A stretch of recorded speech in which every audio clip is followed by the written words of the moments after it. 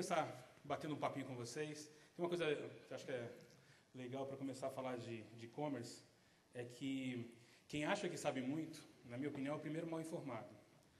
Porque está só começando essa história. Se a gente pensar quanto tempo a gente faz varejo de forma tradicional, trocar moeda por produtos no físico, isso já tem séculos. E o comércio eletrônico tem pouquíssimo tempo, 2 décadas. Então, é uma coisa muito nova, está todo mundo descobrindo como fazer, e está tudo mudando o tempo todo. Então, basicamente, eu vou contar um pouco da nossa história aqui, mas é só um início de caminhada, tá? Então, se ele puder chavear para a apresentação. O primeiro ponto era quem somos, então meu nome é Quiroga, da Nova.com. A Nova.com é basicamente uma empresa que pertence ao Grupo Pão de Açúcar e às Casas Bahia. A gente tem no B2C 3 negócios, o comércio eletrônico de Casas Bahia, Ponto Frio e Extra. Eu sei que o ângulo não está muito bom para alguns conteúdos, eu vou aqui meio comentando os conteúdos. Mas, de qualquer forma, no B2C a gente tem 3 negócios, casasbahia.com, Extra.com e PontoFrio.com. E no B2B, 2 negócios, o Ponto Frio Atacado e o eHub. O Ponto Frio Atacado, basicamente, é um negócio que atende pequenos varejistas ao longo do Brasil, que têm dificuldade de se abastecer diretamente da indústria. A gente já tem uma malha logística montada para atender pequenas demandas ao longo do Brasil, e a gente acaba aproveitando essa malha logística para atender esses pequenos varejistas. Tem produtos específicos para eles. E o eHub é uma empresa de solução de comércio eletrônico para ajudar a indústria e varejo nesse desafio, e aí pode ser de uma forma completa, vocês vão ver alguns casos, ou de uma forma mais modular. A gente tem mais de 60 mil itens, estamos hoje trabalhando em 24 categorias, a gente cresce categorias todos os anos, ano passado a gente adicionou 8 categorias, temos também uma série de serviços, garantia estendida, revelação. Hoje a gente tem 400 colaboradores na nossa sede, 2.000 se a gente contar o pessoal que fica em CD e atendimento, televendas, 180 mil metros quadrados exclusivos para e-commerce, são 8 CDs espalhados pelo Brasil, basicamente no Rio e São Paulo, que está grande demanda. Eu comentei que ia falar um pouquinho do eHub. O eHub, então, é essa empresa que oferece soluções, tem vários tipos de produtos, desde a plataforma, que é o produto mais visível em tecnologia, que é o site propriamente dito, mas passa por você fazer a solução completa, como a gente faz, por exemplo, hoje para HP, quando você entra no site de hp.com.br e acaba esbarrando em um produto e comprando esse produto, na realidade você está fazendo uma operação comercial com a Nova.com. O produto sai do nosso estoque, o produto foi comprado por nós, está lá no nosso CD, e a gente acaba entregando esse produto. Em função disso, hoje a gente é o maior cliente da HP no Brasil. Tem outros, tem o E-Planejamento, que é uma espécie de consultoria para e-commerce. Um cliente relevante que a gente tem nesse segmento, a Líder Magazine do Rio de Janeiro, nos procurou na época que ele estava pensando em entrar no e-commerce, a gente sugeriu que eles criassem a Líder.com, e a gente suportou a Líder.com nos vários pilares, comercial, marketing, tecnologia, finanças, logística, durante um bom tempo, e fomos desplugando esses pilares na medida que eles foram tendo a capacidade de absorvê-los. Alguns números, a gente começou em 2008, a gente fez uma proposta para o Ponto Frio, na época Globex, de segregar o comércio eletrônico, deixar na nossa mão esse comércio eletrônico. Na época a gente faturou 290 milhões, éramos o 4º player de mercado, aliás, 6º player de mercado com 4% de share. Ano passado a gente faturou 3,5 bi, esse ano a previsão de pouco mais de 4 bi. Já temos 19% do mercado, somos o vice-líderes. Nesse período a gente cresceu 12 vezes em vendas, 5 vezes em share. Ano passado a gente cresceu no e-commerce 41%, e uma coisa que é um pouco diferente no nosso segmento, a gente conseguiu dar lucro ano passado. Está difícil no nosso segmento dar lucro, embora seja, como a Graça falou, um segmento fantástico. É um segmento que a maioria dos concorrentes está tendo dificuldade de ter bons resultados. Passando a parte de nos apresentar, falar um pouquinho da revolução do e-commerce. Primeiro, em números, tá? A gente está num mercado que cresce a 2 dígitos há muito tempo. A previsão é que continue crescendo a uma velocidade forte. Ano passado está 20 ali, está desatualizado, foram 18,7 no último número do EBIT, mas de qualquer forma uma taxa de crescimento muito forte nos últimos anos, e a previsão para o próximo período em torno de 17%, perde para a China, quase tudo, a China está um pouquinho na frente do Brasil, mas mesmo assim um crescimento muito forte. Mesmo mercados mais maduros, como os Estados Unidos, continuam com uma taxa de crescimento prevista nos próximos anos de 2 dígitos, 10%, por exemplo. Tem vários fatores que nos fazem acreditar muito nessa velocidade de crescimento. Por exemplo, a banda larga cada vez mais acessível, o barateamento dos devices, A questão da classe C está cada vez com maior poder aquisitivo, tornando a nossa pirâmide de consumo, na realidade, um diamante. O Brasil hoje é um grande diamante para o consumo. Então, tem vários indicadores, o tempo que a gente passa na internet, já somos o segundo país no Facebook e outras coisas assim. Para dar mais um dado, para confirmar essa questão do Brasil crescendo, no Brasil a gente tem mais ou menos metade da população na internet, e dessa metade, 1/3 é e-shopper. Você pega um mercado mais maduro como os Estados Unidos, eles têm quase 80% na internet, então aqueles 50% no mercado mais maduro já tem 80%, eles continuam crescendo, esse número continua crescendo, e desses 80%, 2/3 são e-shoppers. Então, tem muito para crescer, mesmo você olhando um pouquinho a janelinha do futuro, que é os Estados Unidos, tem muito chão pela frente ainda. Nos Estados Unidos, a penetração é alta, e no Brasil, a penetração de internet ainda é relativamente baixa, como na Rússia e na Índia. Então, você pega o mercado americano, que, como eu falei, é mais maduro que o nosso, ele continua na taxa de 2 dígitos de crescimento, e a participação do online sobre o total de vendas também está no ritmo de crescimento. A taxa atual é mais ou menos 7,5%, dependendo da empresa que faz o indicador. Então, 7,5% do que é vendido nos Estados Unidos já é vendido via online. Em algumas categorias, como informática, eletrônicos, essa participação já passa dos 50%. No mundo também você tem uma taxa de crescimento de 2 dígitos forte. Por exemplo, quando você segmenta Europa, Estados Unidos e outros países, você tem taxas de crescimento previstas de 11%, 19%, 20%, 20 e poucos por cento. Então, previsão de crescimento em todas as regiões. Mas é fácil de ver isso. Quando você chega em casa, por exemplo, se eu chegar para minha filha e para minha mãe e falar, vamos fazer umas compras, minha mãe vai tomar banho, se maquiar, alguma coisa assim, e minha filha vai pegar o tablet e vai comprar na hora que precisar. Então, essa geração que nasceu digital está chegando agora na internet ou no mercado de consumo. Então, ela já compra, já pensa de forma diferente, já está acostumada com essa comodidade de comprar remotamente. Então, a tendência realmente é que você tenha praticamente todo mundo conectado em algum período, toda a massa de consumo, pelo menos, conectada, e grande parte dessa população realmente sendo e-shopper, podendo escolher entre os diversos canais, o canal online como um canal para fazer operação. Esse frame aqui, basicamente citando um dos casos lá, o Williams Sonoma nos Estados Unidos, tem um site muito legal, é um dos que já está com mais ou menos 50% da venda no online, de uma categoria que, em geral, o consumidor quer olhar o produto, tocar o produto, sentir o produto. Então, mesmo quando olha em outras categorias, todas elas com crescimentos desde 2007 relevantes, algumas com crescimentos muito fortes, já ocupando mais de 50%, como eu tinha comentado anteriormente. Bom, no mundo físico, então, você está acostumado com aquela compra 3D, aquilo que a gente está falando que tem séculos já que se faz, né? Então, acontece na loja, você tem a questão de se deslocar até a loja, tem um vendedor do outro lado, que às vezes você dá sorte, às vezes você dá azar, às vezes não está treinado, não tem informação tão profunda quanto você tem ou espera que ele tenha. Você tem que sair de lá com carga, pacote, sacola. A concorrência é uma concorrência local, porque você está ali para comprar num shopping, por exemplo, você vai procurar as lojas daquele shopping para fazer uma concorrência. Você, em geral, tem poucas opções naquele shopping para poder fazer decisões. O poder está muito na indústria e no varejo. Quem tem a loja naquele shopping, qual é a marca que ficou na tua memória para o produto. A mídia que te impactou, provavelmente, para você lembrar do produto, foi uma mídia de massa, TV, jornal, alguma coisa assim. E o ciclo de compra é relativamente lento, porque você tem todo esse processo, ir até o lugar, estacionar, comprar, escolher a compra, até fechar. E o preço, até porque você tem uma série de custos na equação da empresa, é relativamente alto. Então, essa compra a gente está acostumado há muito tempo. A gente está hoje num mundo 2D. Já eu vou falar do próximo passo. Mas esse mundo 2D já é um pouco diferente. É um mundo mais multicanal. Você tem também a loja como opção, mas você tem a opção de comprar em quiosque, internet, no celular, no tablet. É um mundo onde você tem muita automação, isso reduz custos, as entregas podem ser feitas em casa, as distâncias, se você está no computador, por exemplo, já são muito curtas, você tem todos os concorrentes daquele segmento disponível para você pesquisar de forma muito fácil. Os clientes acabam ganhando mais poder nesse processo.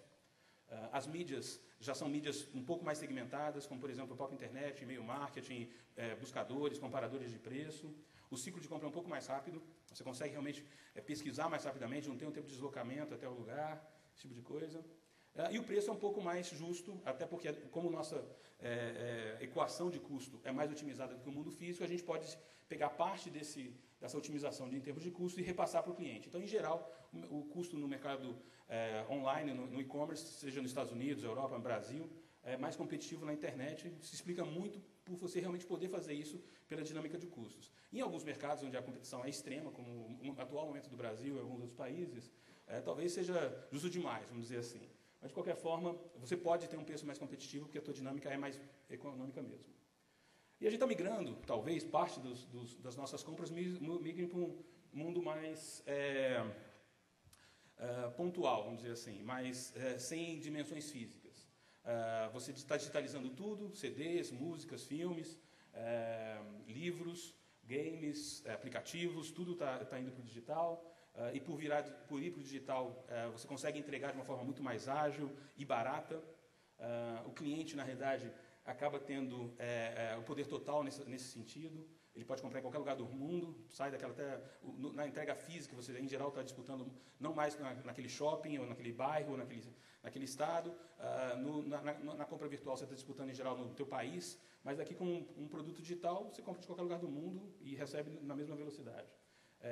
Não tem entregas físicas, a concorrência, como eu comentei, é global, inúmeras opções, o cliente total poder de decisão, a mídia vira muito individual, fica até uma mídia de coautoria, muito do que você compra hoje é feito por outros peers como você, como clientes como você, que desenvolveram produtos, aplicativos e estão disponibilizando, o poder sai um pouco da indústria, a compra é instantânea, como a gente comentou, e o preço pode ser muito baixo, pode tender a zero, como diversos serviços que a gente consome hoje na internet são gratuitos, e o que está pagando aquele serviço, até pelo fato dele ser muito barato, é a mídia, é outra equação. Então, grande parte da nossa dinâmica vai migrar para essa dinâmica menos física, né? Falando um pouquinho do papel da TI, até antes de falar da TI no e-commerce em particular, comparar um pouco alguns outros pilares do nosso negócio, do mundo físico, do varejo físico para o varejo de e-commerce. No logística, por exemplo, no caso do varejo físico, você tem muitas cargas para distribuir, em geral, entre poucos pontos. Mesmo um grupo como Pão de Açúcar, que tem quase 2.000 pontos de presença no Brasil, em geral, você tem que abastecer uma loja. Então, são caminhões grandes com muito volume para abastecer aquela loja. No virtual, você tem, às vezes, uma entrega de um CD, um batom.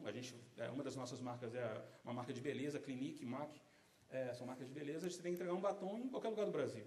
Então, você muda completamente a questão de como é que você se estrutura, se configura em termos logísticos, docas, processos, sistemas, estocagem, manipulação de produtos, automação, para você sair de um desafio de muita carga para poucos pontos, para um desafio de qualquer carga, que seja mínima, para qualquer ponto do Brasil. Em termos de marketing, também a dinâmica muda bastante, no mundo físico, que já tem uma agilidade muito grande comparado com as outras indústrias. Então, eu participei um tempo da indústria da construção civil, você tem ciclos gigantes de produtos, às vezes 2 anos, 3 anos, no tempo que você identificou uma oportunidade, comprou o terreno, conseguiu aprovar, construir, vender. No varejo é muito rápido, o varejo físico tradicional. Às vezes, em geral, o ciclo é semanal. Então, você tem que planejar, abastecer aquela tua loja, fazer uma mídia, o folheto, o que vai para a TV, o que vai para o jornal. É muito rápido. Só que na internet essa rapidez é extrema, é praticamente real time.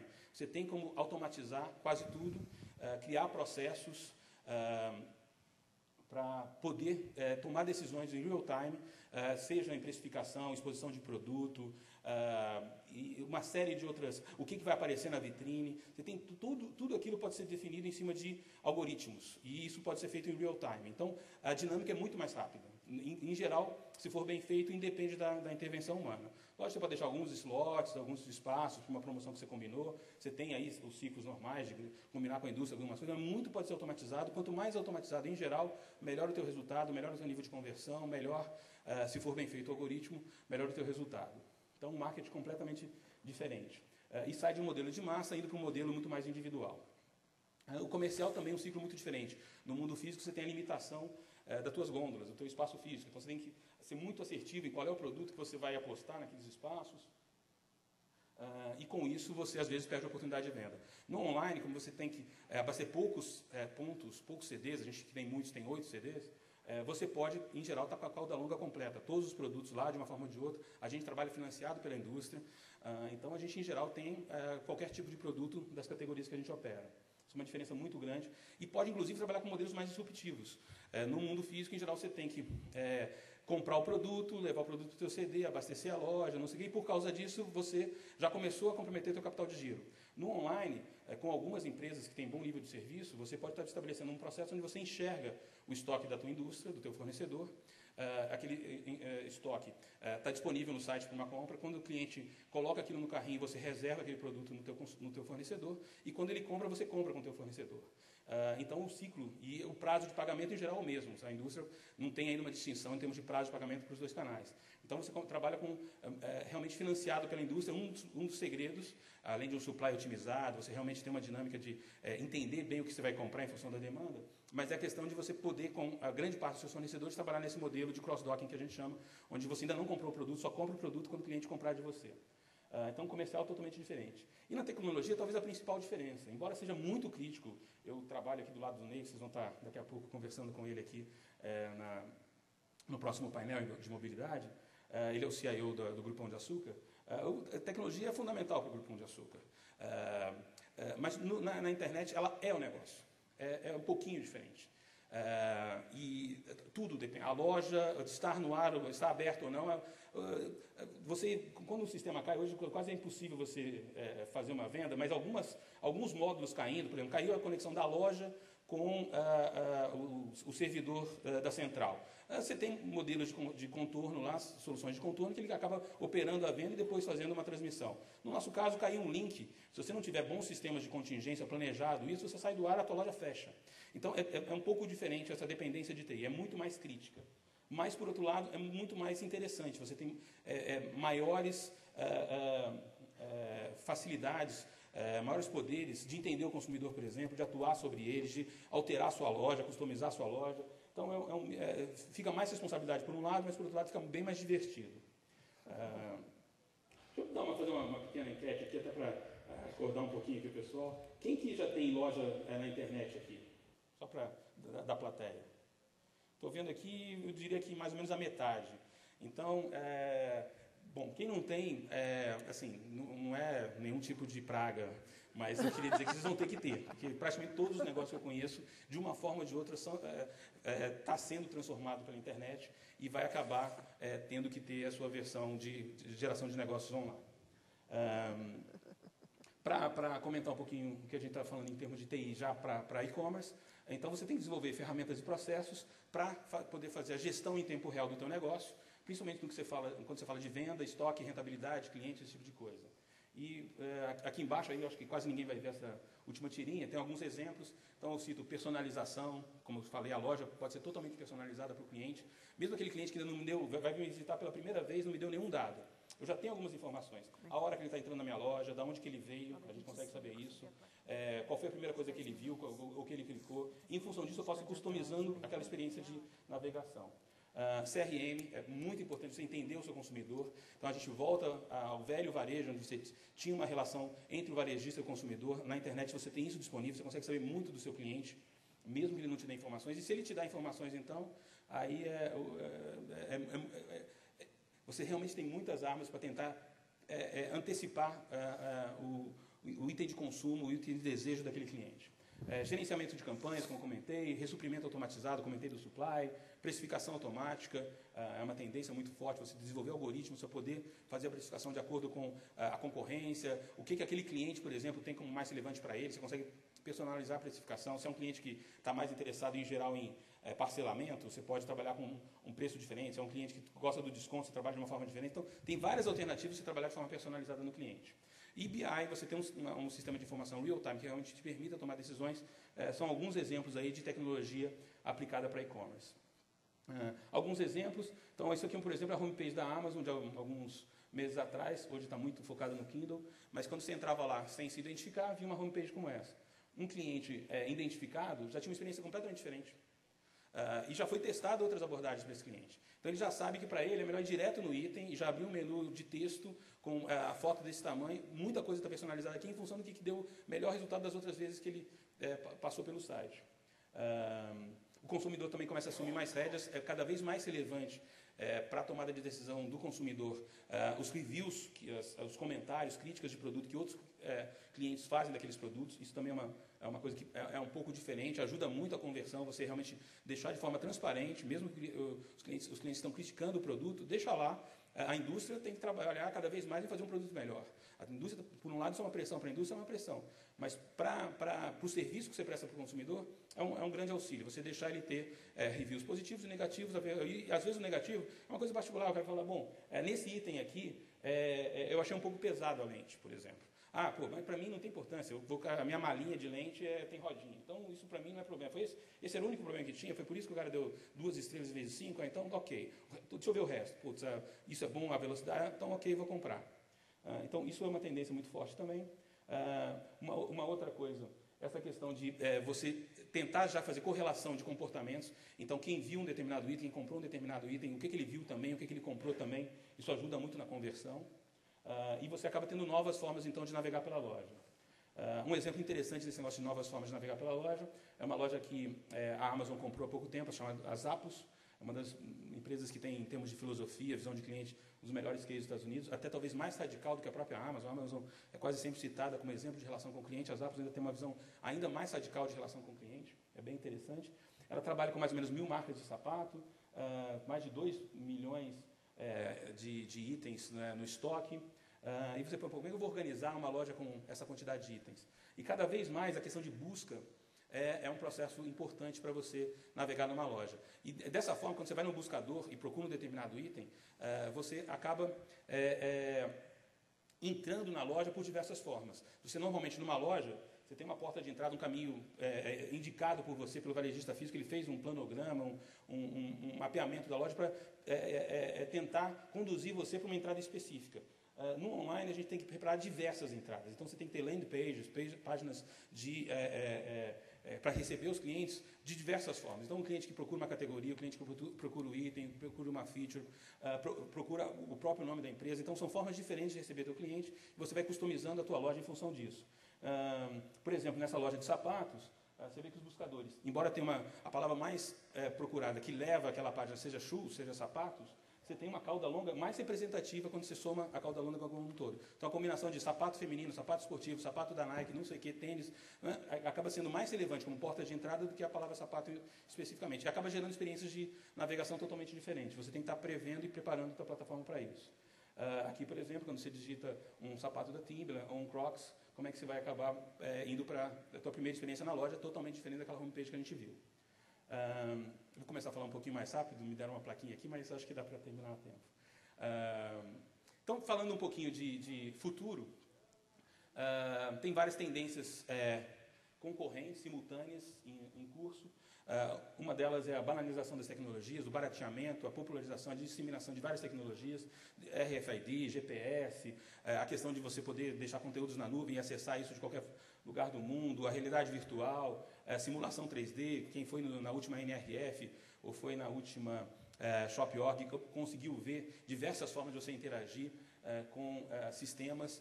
Isso está mudando muito a forma de você fazer negócios. A interface homem-máquina, já entrando nesse assunto, está evoluindo muito rápido. Você tem cada vez mais eficaz a questão de reconhecimento de voz, de gestos, e em algum tempo pensamento, emoções. A gente vai chegar nesse nível com certeza. Já está até patenteado por concorrentes nossos alguns desses itens finais aqui de pensamentos e emoções. Já está, todo mundo conhece o Kinetics do PlayStation, né? Como uma interface para gestos. Errei PlayStation? É PlayStation, né? Xbox, desculpa. Xbox. Tem alguma coisa errada aqui, Xbox. Uma moral da história. Tem a interface do gesto, mas já tem em desenvolvimento uma série de experiências para tentar entender se você está gostando ou não de um conteúdo, se você está atento àquele conteúdo ou não. Em função disso, se você pode desviar o que continua naquela apresentação. Então, essa é uma tendência também que vai estar já no nosso dia a dia. A mobilidade e a multicanalidade super disseminadas. A multicanalidade ainda um pouco menos, mas já várias experiências positivas nesse canal, mas a mobilidade mudando tudo, de novo, a gente vai comentar um pouco sobre isso. Na realidade, tem um painel daqui a pouco só sobre mobilidade, mas ganhando muita relevância. Você já tem nos sites brasileiros, mesmo aqueles que só tem uma versão ainda preliminar para smartphones, tablets, uma relevância crescente e importante em termos de compras feitas por mobile. Então, uma tendência muito forte e transformando tudo. Redes sociais também vindo com um poder de viralização muito forte. Isso também muda de novo muito o jogo, traz mais poder para o consumidor, mais responsabilidade para quem trabalha com ele. A questão que eu tinha comentado também da geração digital chegando no mercado de consumo. Então, as crianças que nasceram no mundo digital já agora começando a fazer compras, isso vai mudar ainda mais aquela tendência de participação do online sobre o físico. E quando você junta tudo isso, que está acontecendo muito rápido, você realmente tem um poder reforçado. Então, já meio encerrando aqui, eu diria que eu que já estou há muito tempo nessa estrada aqui de e-commerce, o pouco tempo que tem para ter no Brasil, desde 94 com o Pão de Açúcar Delivery, 99 com a Americanas e agora com a Nova, eu diria que eu surfei uma onda, a onda da internet. Mas quando você pega tudo isso junto aqui, e acontecendo simultaneamente, eu diria que a gente não está mais diante de uma onda, a gente está diante de um tsunami.